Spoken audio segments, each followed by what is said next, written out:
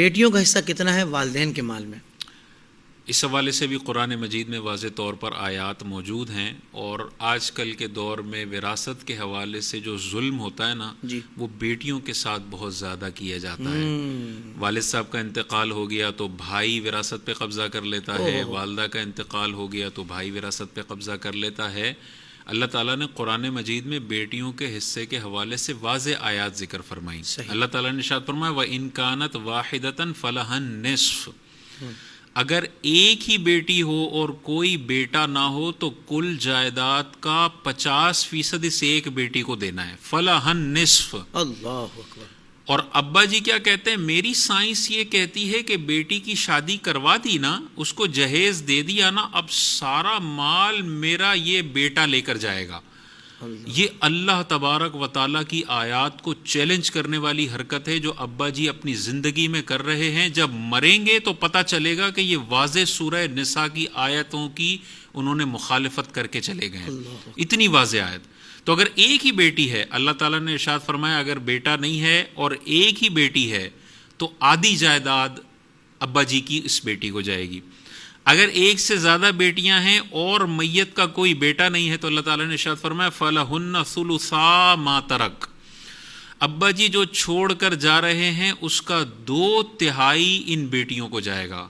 66.66% ان بیٹیوں کو جائے گا جو آپس میں وہ برابر برابر بانٹ لیں گی۔ صحیح۔ تو اگر 60 لاکھ کی جائیداد ہے تو 2/3 40 لاکھ ان دو یا دو سے زیادہ بیٹیوں میں چلا جائے گا جو آپس میں وہ ایکولی ڈیوائیڈ کر لیں گی۔ یہ 2 صورتیں ہو گئی۔ تیسری یہ ہے کہ بیٹیاں تو ہیں لیکن ان کے ساتھ بیٹا بھی ہے۔ ٹھیک ہے، ہم نے پہلے پڑھ لیا کہ بیٹا بنتا ہے عصبہ، ذوی الفروز کو دینے کے بعد باقی سب بیٹا لے جاتا ہے۔ اس بیٹے کی برکت سے بیٹی بھی عصبہ بن جائے گی۔ واہ واہ واہ۔ اب اس کو نصف یا 2/3 نہیں ملے گا، جو بچا ہے وہ بیٹی کو بھی ملے گا، وہ بیٹے کو بھی ملے گا، اور اس کا فارمولا بھی اللہ تعالیٰ نے قرآن مجید میں ذکر فرما دیا۔ وہ کیا ہے؟ اللہ تعالیٰ نے ارشاد فرمایا جب بیٹا بیٹی دونوں ہوں تو بیٹوں کا حصہ بیٹیوں کے مقابلے میں ڈبل ہے۔ صحیح۔ یعنی آپ نے ساری جائیداد ذوی الفروز میں ڈسٹریبیوٹ کرنے کے بعد جو بھی بچے گا اس کو اس طرح سے ڈیوائیڈ کرنا ہے کہ بیٹیوں کو آدھا ملے اور بیٹوں کو سنگل حصہ ملے۔ صحیح۔ جیسے مثال کے طور پر والد صاحب ہیں میت کے، اور اس میت کے ایک بیٹا اور 2 بیٹیاں ہیں، تو اولاد ہونے کی صورت میں باپ کو ملتا ہے 6واں حصہ۔ 60 لاکھ کی جائیداد ہے، 10 لاکھ روپے دے دیے ابا جی کو، باقی 50 لاکھ بچے یہ عصبہ لے جائیں گے۔ یعنی یہ دونوں بیٹا بیٹیوں کے ہیں۔ اب ان 50 لاکھ کو ڈیوائیڈ اس طرح کرنا ہے کہ بیٹے کو بیٹی سے ڈبل ملے۔ صحیح۔ اب ایک بیٹا ہے اور 2 بیٹیاں ہیں تو ایک بیٹے کو بھی ڈبل سمجھ لو، تو ٹوٹل 4 ہو گئے۔ اس 50 لاکھ کو 4 سے ڈیوائیڈ کر دو، بہت اچھے، 12.5 لاکھ روپے ایک حصہ بن گیا۔ بیٹے کو ڈبل دے دو، یعنی 50 لاکھ میں سے 25 لاکھ ایک بیٹے کو اور 12.5 لاکھ ایک بیٹی کو اور 12.5 لاکھ ایک بیٹی کو۔ پورا قرآن کے مطابق حصہ زبردست طریقے سے تقسیم ہو گیا کہ بیٹے کو ڈبل ملا، بیٹی کو سنگل ملا، اور باپ کو قرآن کے مطابق 6واں حصہ ڈسٹریبیوٹ ہو گیا۔ تو یہ واضح طور پر قرآن کی کرسٹل کلیئر آیتیں ہیں۔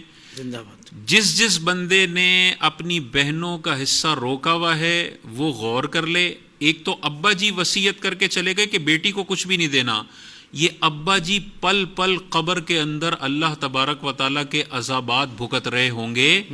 بیٹے کو کچھ شرم کرنی چاہیے کہ یار میں اپنے والد کو عذاب قبر سے بچانے کے لیے اپنی بہن کو حصہ دے دوں، اگر نہیں دیا اور مر گیا تو یہ بھی عذاب قبر کا شکار رہے گا، اور اس کے جو ابا جی غلط فیصلہ کر کے گئے تھے وہ بھی عذاب کا شکار رہیں گے، اور اگلی پھر ذمہ داری ہوگی اس بندے کی جس کی کسٹڈی میں یہ دولت آئی ہے۔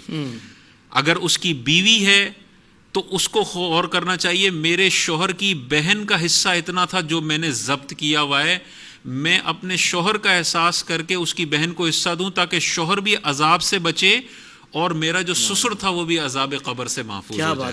تو یہ غور کرنا چاہیے، بیٹیوں کا حصہ لازمی طور پر ہم نے دینا ہے۔